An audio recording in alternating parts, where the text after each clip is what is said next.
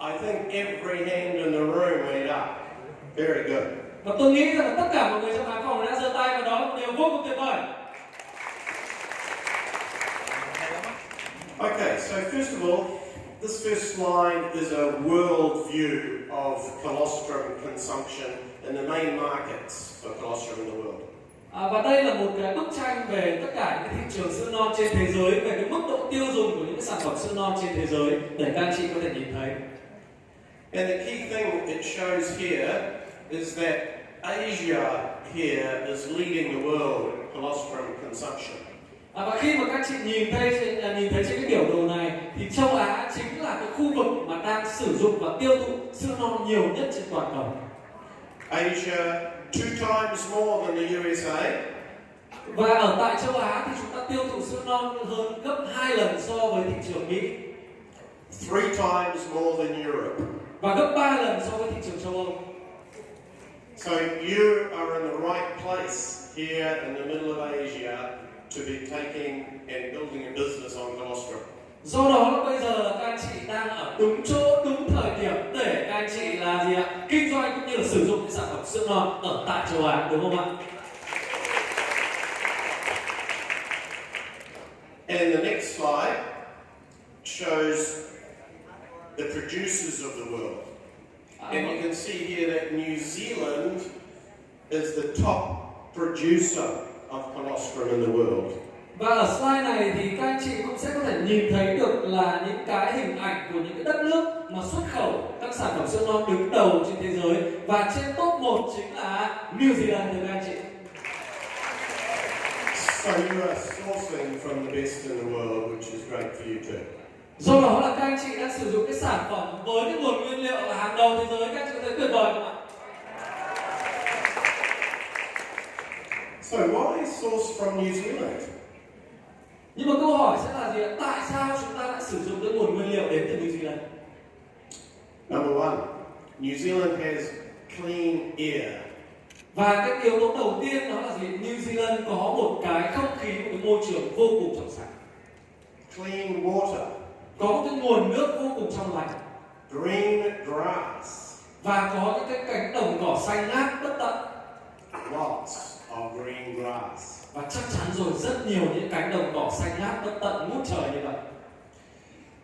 Plus, New Zealand products have evidence-based claims for their health. So scientific evidence for the claims is important in New Zealand. Và đặc biệt là ở tại New Zealand thì với bất cứ những cái sản phẩm nào được sáng chế, được xuất khẩu thì nó đều cần phải có những cái nghiên cứu khoa học để chứng minh được cái là gì, cái công dụng của sản phẩm đó. Do đó những sản phẩm ở tại New Zealand là những sản phẩm mà có bằng chứng sử dụng và bằng chứng khoa học vô cùng rõ ràng.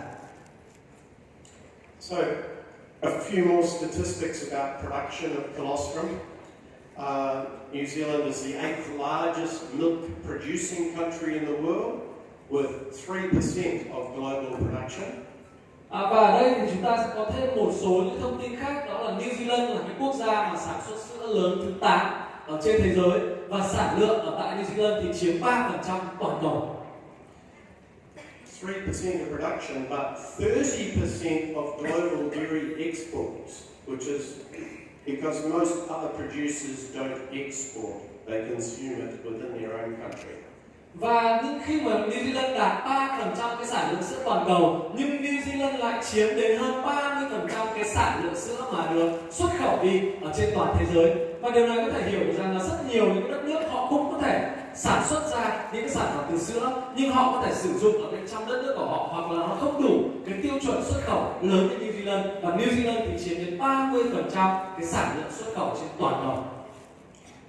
In New Zealand, we have about 5 million people and 4.5 million cows.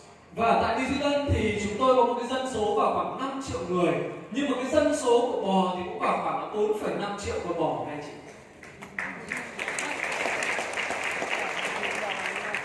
We have a very natural environment. We have the sunlight of Spain and the climate of Bordeaux in France. Và New Zealand thì được có một cái vùng khí hậu mà rất là được ưu ái. New Zealand thì được bao quanh bởi là gì ạ? Những cái giống như là những cái ánh nắng của Tây Ban Nha, nhưng mà lại có một cái vùng nhiệt đới khí hậu nó giống như Bordeaux của Pháp. Hands up who has been to New Zealand. Và nếu như mà các anh chị đã từng đến New Zealand có thể giơ tay tôi nhìn thấy được không ạ? Oh, good, quite a few. That's good. Một số các anh chị thì đã đặt chân đến New Zealand rồi. How much hands up who wants to go to New Zealand? Nhưng bây giờ thì hãy giơ tay nếu các anh chị muốn đến New Zealand. Wow. I hope to see you all there one day. Và tôi chắc chắn rằng là muốn gặp tất cả các anh chị ở tại New Zealand và một ngày nào đó các anh chị quyết tâm không ạ?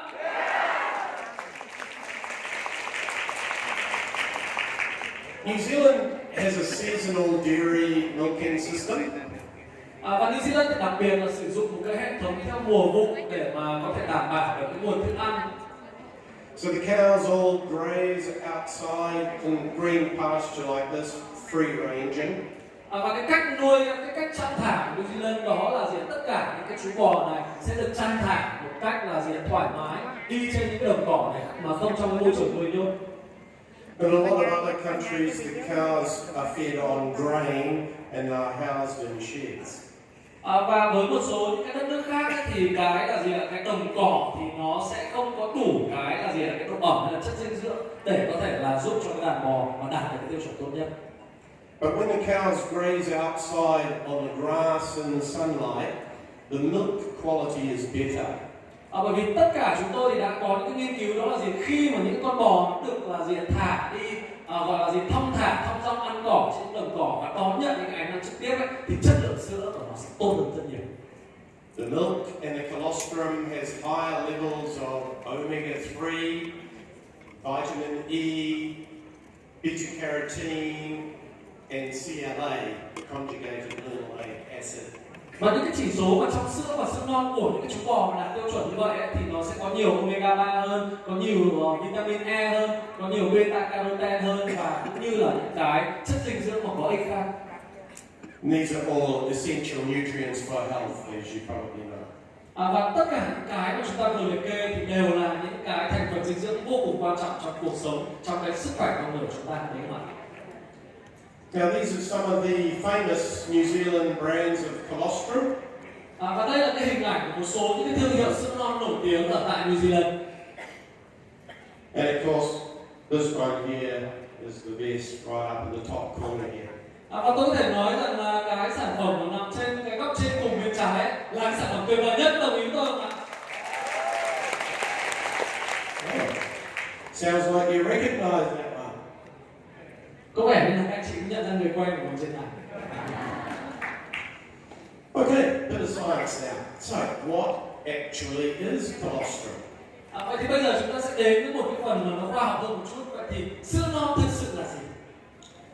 So you can describe it to your family and friends as first milk. Và nếu mà chúng ta nói một cách đơn giản nhất khi mà chúng ta miêu tả dành cho những người bạn của mình hoặc là gia đình của mình thì sữa non chính là cái sữa đầu tiên. It's the first milk produced by the mammary glands of all mammals straight after birth. Và cái sữa non này là sữa đầu tiên khi mà một cá thể mẹ sau khi sinh con ấy, thì nó tiết ra được cái sữa này đầu tiên để có thể nuôi con của mình, những cá thể con. It's the perfect food for health.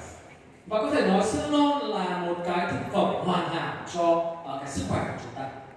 It's designed by nature for the infant at the most vulnerable time of their life. Bởi vì sữa non thì nó được tiết ra trong một cái giai đoạn rất là đặc biệt, trong một cái giai đoạn đau đớn nhất, khó khăn nhất của cá thể mẹ, và nó chính là một cái món quà của thiên nhiên. And cow's colostrum is sourced from only healthy cows. Và tất cả những cái con bò mà tạo ra những cái dòng sữa non như vậy thì đều là những cái con bò rất là khỏe mạnh. It's a rich source of antibodies, immunoglobulins like IgGs, growth factors, peptides, and bioactive carbohydrates. Và trong sữa non thì chứa một cái hàm lượng rất là quan trọng, đó là kháng thể, immunoglobulin, những cái là gì, những cái yếu tố tăng trưởng, peptide cũng như là một số những cái hoạt tính sinh học khác. And of course, cow's colostrum is also very important and effective for humans. Và có thể nói rằng là sữa non từ bò thì cũng có những cái tác động, cũng có những cái yếu tố mà rất là tốt cho sức khỏe của con người. We source colostrum from the first 24 hours after birth. Và chúng tôi lấy cái sản phẩm sữa non đó là ngay lập tức sau 24 giờ sau khi mà con bò mẹ nó sinh ra của con. And this is why you can see on this graph here, it shows the level of bioactive components in colostrum after every 2 hours after birth, and you can see how it rapidly declines, so that by 48 hours there's only a small amount. Và đây là một cái biểu đồ rất là quan trọng để các anh chị cũng có thể nhìn thấy. Cái biểu đồ này cho thấy rằng là những cái hoạt tính sinh học nó sẽ giảm dần theo thời gian, và cứ 2 tiếng thì cái hoạt tính sinh học này nó sẽ bị giảm đi những cái yếu tố mà có lợi cho sức khỏe. Và gần như nếu mà chúng ta lấy sau 48 tiếng ấy, thì cái hàm lượng của sữa non này nó không còn tốt như ban đầu nữa. There is still some, because this doesn't start at 0, we're starting at 70, but there's still some after 48 hours, but much higher than this area here. Mặc dù cái hoạt tính sinh học có thể vẫn còn, bởi vì chúng ta không bắt đầu từ con số 0 ở cái cột kia. Tuy nhiên là sau 48 giờ thì gần như là những cái yếu tố tăng trưởng, những cái hoạt tính sinh học tốt nhất của sữa non thì nó không còn đủ nữa. So by sourcing it here, we have much higher bioactive components in the colostrum. Và do đó khi mà lấy trong 24 giờ đầu thì chắc chắn là chúng ta sẽ có đầy đủ và có cái hoạt tính sinh học cao nhất từ sản phẩm sữa non. So what are these bioactives? Well, here's a list of the main bioactives. You can have a look down here. All of these ones here are present in colostrum. Và nếu mà chúng ta hay nói về hoạt tính sinh học thì đây trong cái biểu đồ này 4-5 cái gạch ở dòng này chính là những cái hoạt tính sinh học mà quan trọng nhất có trong sữa non. Now I'm going to touch on each one of these and give you a little bit more information. Và hôm nay thì chúng ta sẽ nói kỹ hơn, chi tiết hơn về cả 5 cái yếu tố này. So at the top of the list, and most importantly, the one that you probably all know about is the immunoglobulins, which is IgG, and they are antibodies. Và cái yếu tố đầu tiên mà chắc hẳn là nhiều các anh chị biết đến nhất đó chính là cái yếu tố về kháng thể immunoglobulin, và được gọi là IgG, đúng không ạ? So antibodies give us immunity, but the same way as a vaccine gives us immunity. Có thể nói là kháng thể thì cũng giúp cung cấp và nâng cấp cái hệ miễn dịch của các anh chị, hỗ trợ hệ miễn dịch của các anh chị với một cái vai trò tương đương giống như là chúng ta tiêm vaccine mà hỗ trợ hệ miễn dịch vậy.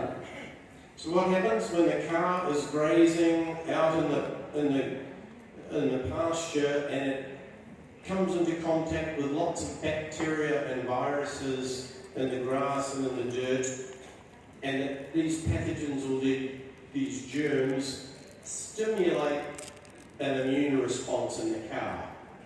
Và nếu mà chúng ta vẫn nhớ cái hình ảnh những cái chú bò mà thong dong được thả và đi ăn ở những cánh đồng cỏ ấy, thì khi mà nó đi ăn ở những cánh đồng cỏ đấy thì những yếu tố mà những virus này, vi khuẩn ở bên ngoài này, những cái yếu tố về bụi bẩn này, nó sẽ làm cho là gì ạ? Tăng thêm những cái yếu tố về tăng miễn dịch của bản thân con bò đó và giúp sản sinh ra những cái là gì kháng thể có trong sữa bò là vì vậy. And so these antibodies then go into the milk, into the colostrum, and they are then stored ready for when the calf needs protection.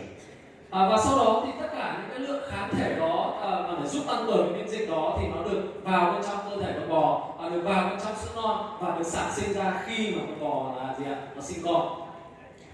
We always make sure the calf gets what it needs before we then take the surplus, because the cow produces more than the calf needs.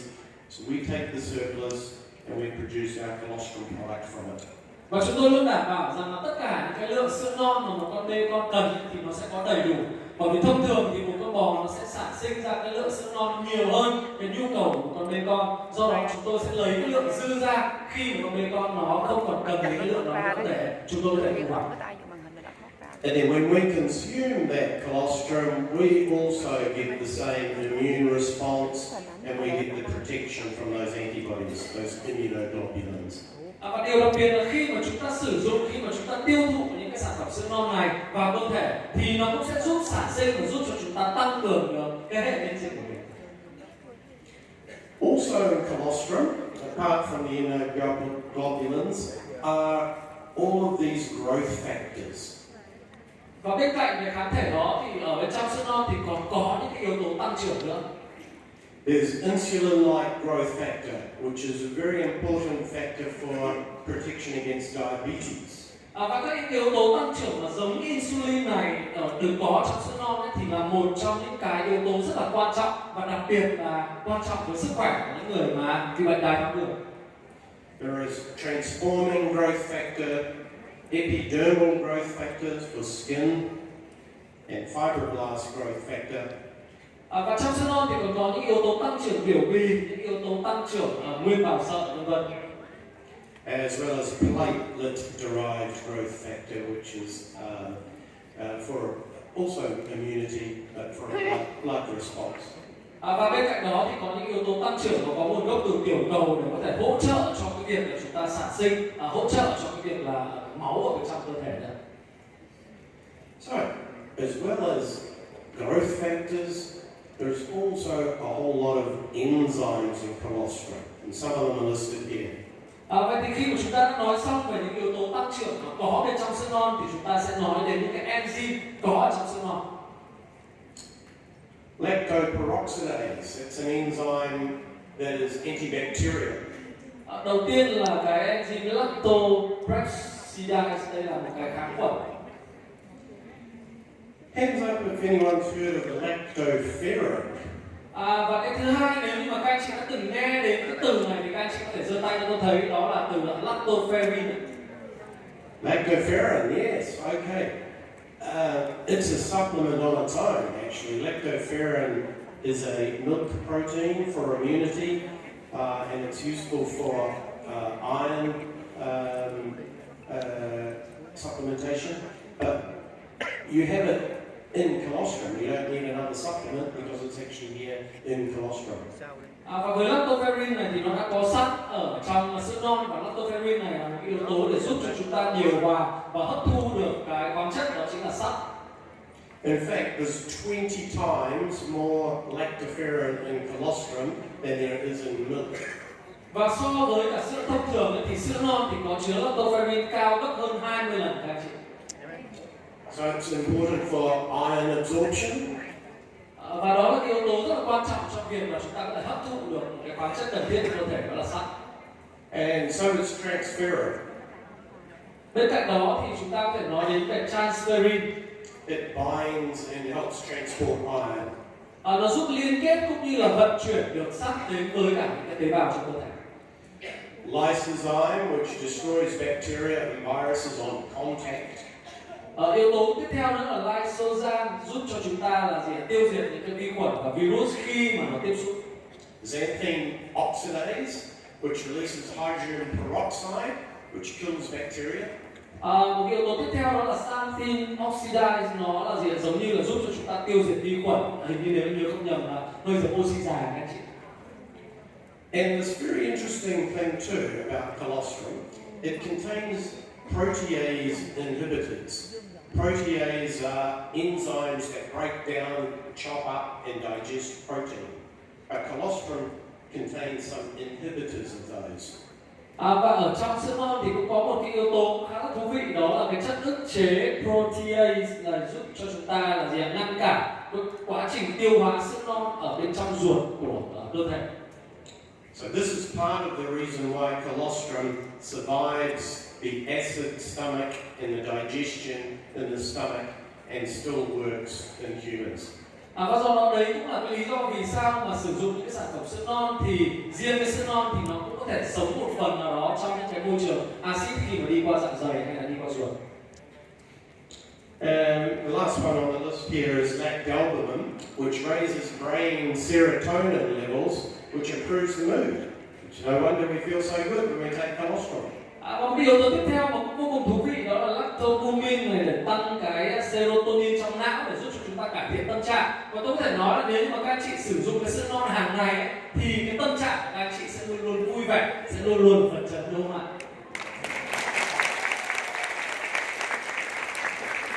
Maybe that's why you're such a happy group here. Và nếu như mà chúng ta nhìn vào những gương mặt của những người xung quanh thì chúng ta có thể hoàn toàn đảm bảo điều đó mà, đúng không ạ? Colostrum also contains cytokines. These are immune-regulating chemical messengers that help the cell-to-cell communication in the body. Và bên cạnh đó thì sữa non cũng có chứa cytokine để giúp cho chúng ta đó là gì ạ? Nó giống như là giúp cho những cái tế bào có thể giao tiếp được với nhau. Cytokines boost T-cell activity and antibody production. Và cytokine này thì nó cũng tăng cường những hoạt động của tế bào T và sản xuất ra thêm những kháng thể trong cơ thể. The leukocytes stimulate production of interferon, which slows down viral reproduction. Cùng với đó thì trong sữa non cũng sẽ có chứa là gì ạ? Bạch cầu để giúp cho kích thích sản xuất những cái là gì interferon và làm chậm quá trình sinh sản những virus vi khuẩn. And the lymphokines, these are antiviral chemicals. Một cái yếu tố nữa là lymphocyte để giúp là như là một cái hóa chất để chống lại những cái virus và những cái tác nhân bên ngoài. And the interleukins they regulate the immune response. Và interleukin giúp cho chúng ta là gì ạ? Điều chỉnh cái thời gian cũng như là cái cường độ đáp ứng lại để miễn dịch trong cơ thể. I'll just touch on this point a bit more because it's really important when you think about colostrum. Và bây giờ thì tôi sẽ nói sâu hơn một chút bởi vì là nó rất là quan trọng khi mà chúng ta nói đến được những cái là gì tầm quan trọng của sữa non. A lot of people think of colostrum as an immune booster. It's going to boost your immune system. Có rất nhiều người thì nghĩ đơn giản là gì sữa non giúp cho chúng ta tăng cường, giúp cho chúng ta ngay lập tức là gì tẩy mạnh tăng cường cái hệ miễn dịch của mình. But the problem is, if the immune system gets overactive, then you also get a lot of autoimmune diseases. Nhưng mà có một cái điều đó là gì khi mà cái hệ miễn dịch của chúng ta giống như là nó tăng cường, nó giống như là hoạt động một cách quá đà thì nó cũng sẽ không tốt. But actually, colostrum has been shown to be helpful for people with autoimmune diseases. Colostrum has actually been shown to be helpful for people with autoimmune diseases.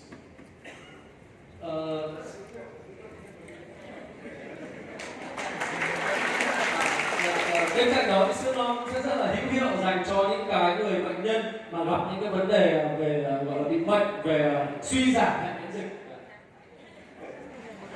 It's a bit of a difficult concept to understand, but colostrum is an immune modulator. So it does boost immunity, but it also actually helps modulate the immune system. Chúng ta có thể hiểu rằng là sữa non thì nó không chỉ là đóng cái vai trò mà tăng cường cái là cái hệ miễn dịch của chúng ta, mà nó tạm gọi là giống như là điều hòa để cái hệ miễn dịch của chúng ta nữa các anh chị. Yeah, modulate means regulates the immune system. Okay, but wait, there's more in colostrum, right? There's a lot we've already talked about that's in colostrum, but there's also all of these vitamins and minerals. Nhưng mà chưa hết, bởi vì tất cả những gì chúng ta miêu tả vừa rồi với colostrum thì nó vẫn là với sữa non thì nó còn chưa đủ, bởi vì bên trong sữa non còn có những cái chất dinh dưỡng nữa. So colostrum is really powerful. It has all of these things in one complete healthy food. Và có thể nói là sữa non giống như là một cái sản phẩm toàn diện mà có thể là bao gồm tất cả những yếu tố cần thiết cho sức khỏe cơ thể con người.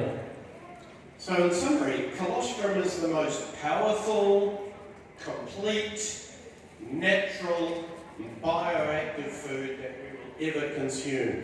Vậy thì tóm lại điều mà có thể chia sẻ với các anh chị là gì? Sữa non chính là một cái thực phẩm mạnh mẽ nhất này, hoàn hảo nhất và tự nhiên nhất, cũng như là có cái hoạt tính sinh học nhất so với tất cả những sản phẩm khác mà các anh chị có thể biết được. So what about the health benefits of colostrum? Vậy thì đâu sẽ là những cái lợi ích của sữa non? Well, there is a lot of scientific and clinical evidence for the benefits in all of these areas. Và tất cả những cái lợi ích của sữa non này thì đều có những cái nghiên cứu khoa học đã chứng minh được những cái lợi ích đó. So there's, I actually have a database of over 700 published papers on colostrum. Và tôi thì có một cái cơ sở dữ liệu khoảng hơn 700 những cái nghiên cứu khoa học về những cái lợi ích của sữa non. There's not time today to do all of those 700, but I'll just give you a snapshot are some of the key findings on key scientific papers. Và trong ngày hôm nay chắc chắn là tôi không thể nói với các anh chị tất cả những nghiên cứu khoa học đó, nhưng mà tôi có thể chia sẻ được những cái điểm nổi bật của những cái nghiên cứu khoa học này cho các anh chị về lợi ích của sữa non. So these are in the prevention of flus, influenza. Đầu tiên đó là cái lợi ích về việc là gì ạ? Phòng chống và ngăn ngừa cúm. The upper respiratory tract infections, so these are colds that children get. Và giảm tỷ lệ mắc phải những cái bệnh mà viêm nhiễm đường hô hấp trên mà các anh chị rất là dễ gặp phải, như là cảm cúm, cảm lạnh, vân vân. And at the other end of the alimentary canal, the gastrointestinal tract, diarrhea and colitis. Và một trong những cái nghiên cứu khoa học nữa thì cho thấy rằng là sữa non có tác dụng trong việc điều trị và phòng ngừa cái bệnh tiêu chảy nữa. And importantly, right in the middle of the gut, protection of the gastrointestinal lining of the gut lining. Và sữa non thì cũng có tác dụng trong cái việc là gì ạ? Tạo ra một cái lớp màng bọc ở trong cái khu vực đại tràng để giúp cho chúng ta điều trị được những cái yếu tố khi mà chúng ta bị bệnh viêm loét đại tràng nữa. I often get asked about the bioavailability of colostrum. Does it survive the stomach acid or does it get chopped up and digested? Và một trong những câu hỏi thường gặp nhất đó là sữa non thì liệu nó có thể tồn tại được thông qua cái axit dạ dày hay không? Well, there was one scientific study, and this was by the scientists Kelly and Ruse, and they did a study to show that the immunoglobulins do survive the gastrointestinal tract. Và ngày hôm nay thì tôi muốn chia sẻ một cái nghiên cứu khoa học của Kelly và Ruse để chứng minh rằng là gì ạ? Sữa non nó có thể sống sót thông qua cái là gì ạ? Thông qua cái axit dạ dày, thông qua đường tiêu hóa. They took some feces samples of people who were taking colostrum, and they measured the IgG in the feces. Và họ đã làm những cái nghiên cứu khoa học này và đo được những cái là gì ạ? Sự sống sót của kháng thể thông qua đường tiêu hóa bằng một cái cách phép đo xem là trong phân của những cái người mà được nghiên cứu này thì còn tồn tại gọi là gì cái kháng thể hay không. And they showed that the antibodies do survive right through the tract. There were live antibodies in the feces. Và thông qua những nghiên cứu khoa học đó, thông qua những cái phép đo ở trong phân đó thì sẽ có thể nhìn thấy được là gì ạ? Cái kháng thể nó vẫn còn sống sót, nó vẫn còn tồn tại. But part of the reason for that is, you remember I talked about these protease inhibitors in colostrum? Và khi mà tôi chia sẻ với các anh chị những cái là gì ạ? Những cái thành phần khoa học về sữa non ở trong những cái slide trước. So they help to prevent that digestion. Và nó có trong sữa non thì nó có một cái là gì ạ? Giúp cho chúng ta có thể là gì ạ? Bảo vệ được cái đường tiêu hóa, bảo vệ được cái đường ruột của chúng ta và nó có thể sống sót được thông qua cái phần axit dạ dày. But there is still some digestion that happens, and we've got a solution for that, which I'm going to talk about shortly. Tuy là nó có thể sống sót được một phần nào đó qua axit dạ dày nhưng mà nó không còn nhiều. Do đó là để mà có thể là gì đảm bảo được hầu hết được cái hoạt tính sinh học của sữa non ấy, thì chúng tôi sẽ có một cái lời giải và sẽ chia sẻ với các anh chị ở cái phần sau. This next study was a study in Italy in 2007 where they compared colostrum to the flu vaccine. Và cùng với đó thì tôi muốn chia sẻ với các anh chị một cái nghiên cứu ở Ý vào năm 2007 để cho thấy là cái sữa non có một cái hiệu quả như thế nào. So they had 4 groups in the study. They had a control group that received nothing, a vaccine group, a colostrum group, and a colostrum plus vaccine group. Và trong cái nghiên cứu này thì họ đã cho chúng ta thấy được rằng là cái hiệu quả của sữa non so với cả cái vaccine mà phòng chống cúm, và họ đã đưa ra được 4 cái nhóm để họ nghiên cứu. Cái nhóm thứ nhất là một cái nhóm gọi là nhóm đối chứng, tức là không sử dụng sữa non, không sử dụng vaccine gì cả. Nhóm thứ hai là cái nhóm mà đã tiêm phòng vaccine. Nhóm thứ ba là nhóm chỉ sử dụng sữa non, và nhóm thứ tư là cái nhóm vừa dùng sữa non và vừa tiêm phòng vaccine để xem là cái hiệu quả phòng chống cúm như thế nào. And they recorded the number of times they got a flu or a cold over the next 3 months.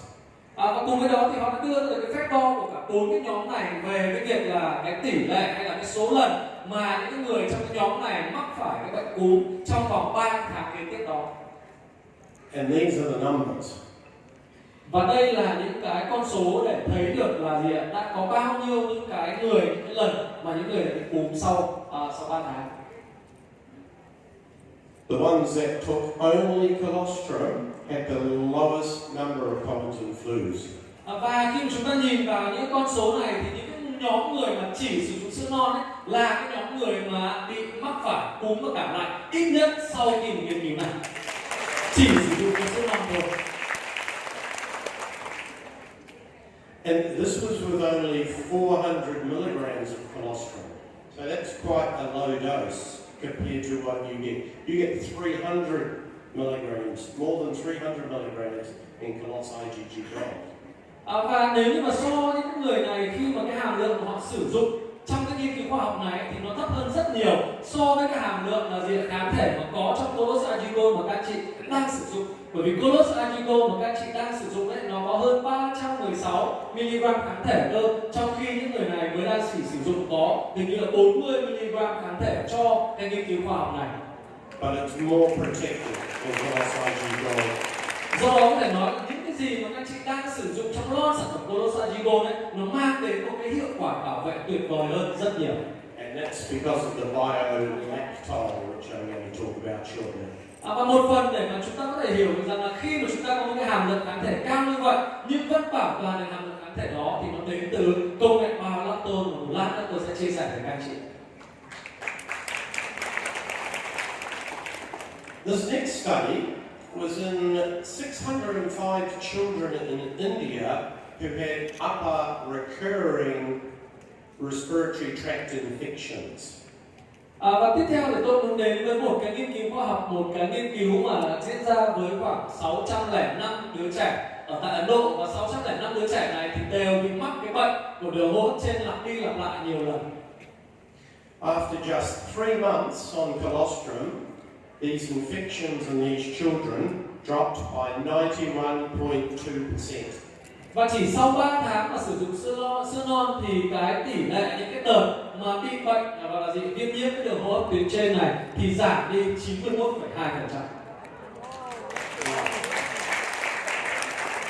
This is actually very important because remember Mr. Kyong was talking about antibiotic resistance. Và cái điều này vô cùng quan trọng bởi vì trong cái phần đầu tiên ấy, mà anh Phúc Mạnh Cường chia sẻ với các anh chị, một trong những cái vấn nạn của hệ thống y tế toàn cầu đó là vấn đề về kháng sinh, đúng không ạ? And so there's been obviously a rise in antibiotic resistance, and some of these children would not have any way of treatment for these upper respiratory tract infections, but now colostrum can be used for that. Và do đó thì với rất nhiều những em bé hoặc với rất nhiều những người bị bệnh là viêm nhiễm những cái đường hô hấp này và sử dụng kháng sinh thường ngày, và khi mà họ đã gặp phải cái vấn đề kháng sinh thì hầu như rằng là họ sẽ không có được một cái giải pháp bên ngoài đó, thì chúng ta có sữa non như là một cái giải pháp để có thể hỗ trợ cho họ trong việc là giảm thiểu những cái bệnh về đường viêm nhiễm hô hấp này, đúng không anh chị? Now, does anyone know what is the number one killer of children in the world in developing countries? Và nếu như mà tôi chia sẻ với tất cả các anh chị về những cái đất nước mà đang phát triển ấy, thì những cái bệnh mà dẫn đầu về là gì, gây ra tử vong cho trẻ nhỏ là bệnh gì thì các anh chị biết không ạ? Diarrhea. That is good. You did right there. You predicted that, didn't you? Và chắc chắn là các anh chị đã nhìn ở trên slide này thì là bệnh tiêu chảy chính là gì ạ? Cái bệnh mà gây ra cái nguyên nhân gây tử vong ở trẻ em nhỏ hơn 5 tuổi nhiều nhất ở những cái nước đang phát triển. It's a major problem in places like Africa, where children, if they don't get good treatment for diarrhea because of poor quality water, they die before the age of 5. Và với rất nhiều những cái đất nước mà đang phát triển, ví dụ như là tại châu Phi, khi mà cái nguồn nước nó không được đảm bảo thì có rất nhiều trẻ em thì đã bị mắc bệnh tiêu chảy và đã bị tử vong. However, colostrum has come to the aid again, and in a study on diarrhea, colostrum was found to reduce diarrhea episodes by 86.6%. Và trong những nghiên cứu khoa học này thì tôi muốn chia sẻ với các bạn một cái thông tin, đó là sữa ngon khi mà đã là gì được tìm ra cái lợi ích trong việc là giảm thiểu cái bệnh tiêu chảy thì nó đã giúp cho, thông qua nghiên cứu khoa học này thì nó giúp giảm thiểu bệnh tiêu chảy lên đến 86,6%.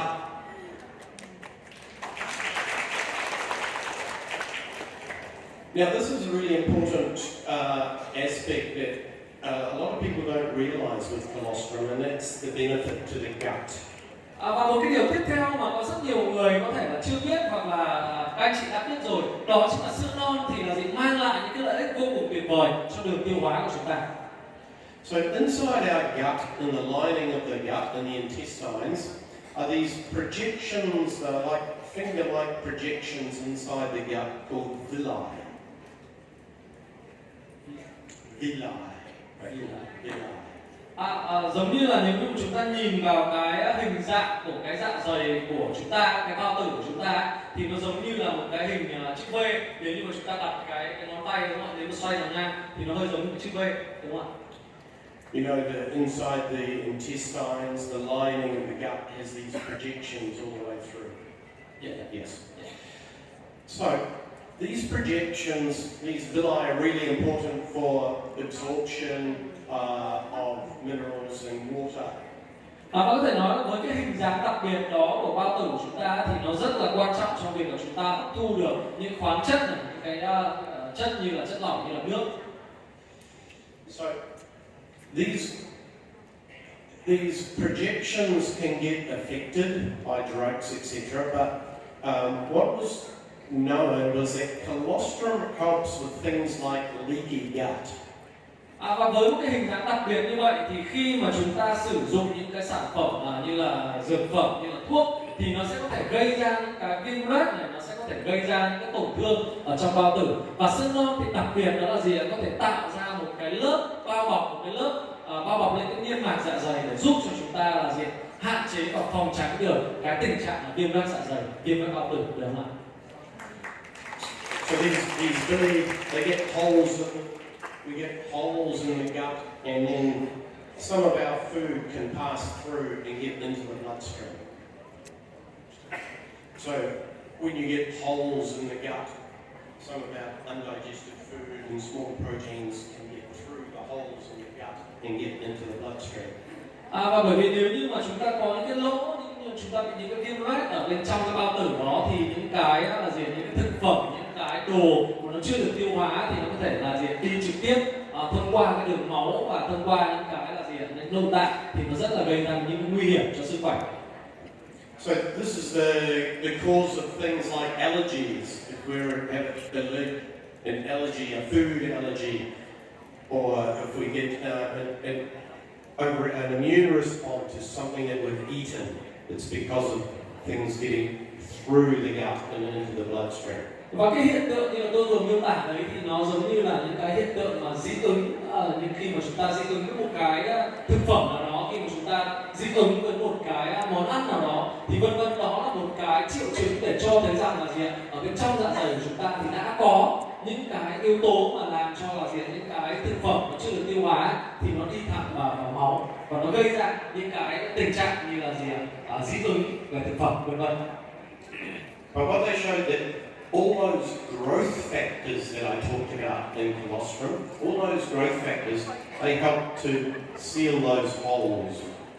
Và nếu như mà chúng ta nhìn và chúng ta tưởng tượng là trong bao tử của chúng ta có những cái lỗ hổng như vậy thì như tôi nói lúc đầu thì sữa non có những yếu tố tăng trưởng, và những yếu tố tăng trưởng này thì nó sẽ giúp là gì ạ, bao bọc, tạo ra một cái màng bọc để là gì ạ, không còn những cái lỗ đó ở trong những cái bao tử, đúng không ạ? Một cách hiểu đơn giản như vậy. They also help to reduce inflammation in the gut, and this clinical study was all about inflammation in the colon.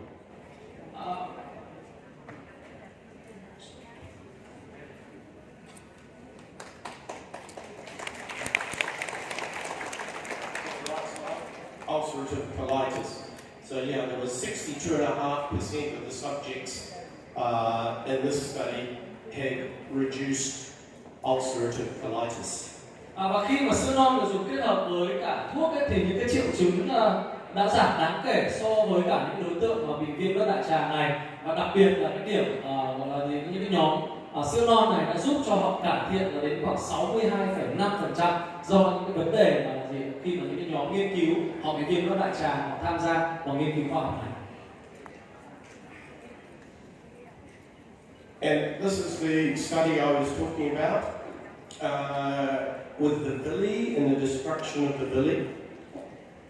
So this scientist here, Playford, this is a very famous publication by the scientist Playford. Và đây là một trong những nghiên cứu khoa học mà rất là gọi là gì, được nhiều người biết đến từ tiến sĩ Playford. So what he did was took photos of these villi before taking indomethacin, an anti-inflammatory drug. Và cái nghiên cứu này thì đã nghiên cứu ra những cái là gì, những cái tác động của những cái thuốc thông thường lên những cái biểu mô ruột. And the villi were all very healthy, big long projections like this. Và lúc đầu thì những cái là gì, những cái biểu mô ruột này thì nó còn khá là khỏe mạnh. And then when they took the non-steroidal anti-inflammatory drug, the NSAID, indomethacin, they all crinkled up and got broken and looked like this. Và khi mà họ sử dụng những cái thực phẩm này, những cái loại thuốc này, thì người ta có thể nghiên cứu và người ta nhìn thấy được cái bề mặt của biểu mô ruột này thì nó có một cái sự thay đổi đột biến, là nó giống như là bị co lại. And then they gave those patients colostrum, and they found that all these villi grew right back to normal health again. Nhưng mà với những người mà cái biểu mô ruột này nó đã bị có cái biểu tượng co lại như vậy rồi, thì người ta lại tiếp tục làm nghiên cứu để cho những người này uống sữa non, và một cái điều thần kỳ diễn ra đó là gì ạ? Những cái yếu tố co này ngay lập tức là nó trở lại giống như là một cái bề mặt của cái biểu mô ruột khỏe mạnh các anh chị sau khi sử dụng sữa non. Rất là tuyệt vời. And I've got that paper if anyone wants it, I can send it through, but you see the pictures in the paper that was published, they look really dramatic. Và nếu như mà chúng ta có cái mong muốn là tìm hiểu về cái nghiên cứu khoa học này, thì trong cái nghiên cứu khoa học này sau này tôi có thể gửi cho các bạn, đó là cái hình ảnh của cái biểu mô ruột nó thay đổi như thế nào sau khi mà sử dụng những cái sản phẩm từ sữa non. So that's a little bit of a snapshot of some of the science around colostrum. I'd just now like to just talk a little bit about the quality aspects of colostrum. Và vừa rồi tất cả những yếu tố khoa học mà chúng ta chia sẻ, chúng ta nhìn thấy những cái thành phần, những cái lợi ích mà có trong sữa non. Và bây giờ thì chúng ta sẽ nói về vậy thì như thế nào là một sản phẩm sữa non mà có chất lượng. So when looking for a really good source of colostrum, we felt there were 6 main criteria. Và khi mà chúng ta nói về phẩm chất của sữa non, cái tiêu chuẩn chất lượng của sữa non thì nó sẽ có 6 cái tiêu chí. So number one, obviously, a very high level of IgG, 20%. Cái điều đầu tiên đó là gì? Một cái sản phẩm sữa non chất lượng là phải có cái mật độ IgG cao và tối thiểu là ở mức 20%. But a good colostrum will also have other immunoglobulins, IgA and IgM. Và với một cái sản phẩm sữa non chất lượng ấy, thì nó không chỉ là chứa IgG mà nó còn phải chứa những cái Ig khác như là IgA hay là IgM. It should also contain PRPs, or proline-rich polypeptides. Và cái sản phẩm nữa mà sản phẩm sữa non chất lượng nó cũng sẽ phải chứa PRP, giống như là chứa cái polypeptide dầu proline. These are important for that immune modulation, that regulation that I was talking about before. Và đây là cái yếu tố rất là quan trọng, như là tôi vừa nói là sữa non nó có cái tính chất là gì? Điều hòa được cái hệ miễn dịch của các anh chị, thì nó phụ thuộc vào cái PRP này, PRP này, được không ạ? The colostrum should be sourced from healthy cows with export certification. Và sữa non chất lượng thì chắc chắn là phải có nguồn gốc từ những cái chú bò khỏe mạnh, và đặc biệt là phải có những cái chứng nhận đủ tiêu chuẩn xuất khẩu. This is the benefit of New Zealand supply. Và đó chắc chắn là những cái là gì? Cái lợi ích của việc khi mà chúng ta có những cái vùng nguyên liệu từ New Zealand, khi mà luôn luôn có đủ những cái tiêu chuẩn xuất khẩu. You should get a certificate of analysis with every batch. Và sữa non chất lượng cũng phải có đầy đủ những cái giấy chứng nhận phân tích thành phần. and should be free from hormones, pesticides, and herbicides. Và chắc chắn là không được chứa hormone, không được chứa thuốc trừ sâu, không được chứa những cái thành phần thuốc diệt cỏ vân vân. So the colostrum in Colos IG Gold satisfies all 6 of those criteria.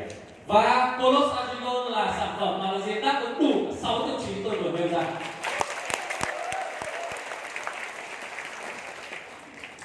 So a little bit of a touch on future development pathways for colostrum, research and development. Vậy thì tôi sẽ tiếp tục nói với các anh chị về những cái là gì, những cái nghiên cứu cho tương lai, những cái sự phát triển cho tương lai. There's a range of applications we're working on that could result in exciting products for you. Và các chị có thể nhìn thấy được cái biên độ mà chúng ta sẽ có thể phát triển, chúng ta sẽ có thể làm ra những cái sản phẩm mới trong tương lai như thế nào.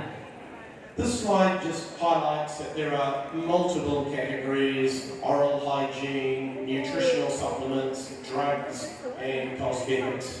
Và trong cái slide này thì tôi mới chỉ đưa ra cho các chị một số những cái phân loại, một số những cái sản phẩm khác nhau như là vệ sinh răng miệng, như là thuốc này, như là thuốc đặc trị, sản phẩm cho trẻ sơ sinh, mỹ phẩm vân vân. They all have different times to market and different investment requirements for development. Và để chúng ta có thể tạo ra được những cái sản phẩm như vậy thì nó sẽ luôn luôn là có một khung thời gian nhất định, có một cái là gì, một cái khoản đầu tư nhất định để chúng ta có thể tạo ra được từng cái dòng sản phẩm sẽ có những cái mức độ khác nhau. But we've got a team of scientists who are working on bringing some exciting new products to you much sooner than these time frames. Và nhưng mà tôi muốn chia sẻ với các chị là nếu như mà chỉ nhìn vào những con số này thì các chị sẽ đến rất lâu mới có thể sản xuất ra được một cái dòng sản phẩm. Và do đó ở tại New Zealand thì đội ngũ nhà khoa học chúng tôi đang có khoảng 10 người và đang làm việc hết công suất để có thể rút ngắn được cái thời gian này và đưa ra thị trường những cái dòng sản phẩm tuyệt vời nhất trong tương lai đến với các anh chị. In fact, because of my extensive formulation and manufacturing experience, we already have a number of concepts all ready for trial.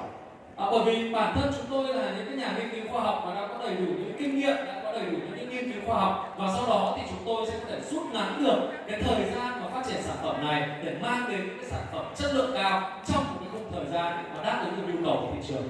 So stay tuned for more news soon. Do đó là gì, hãy chuẩn bị cho những điều tuyệt vời đã sắp tới với tất cả các anh chị.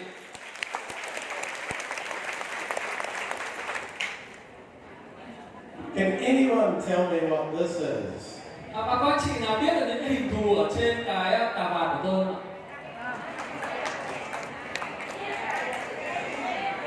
Gene? DNA?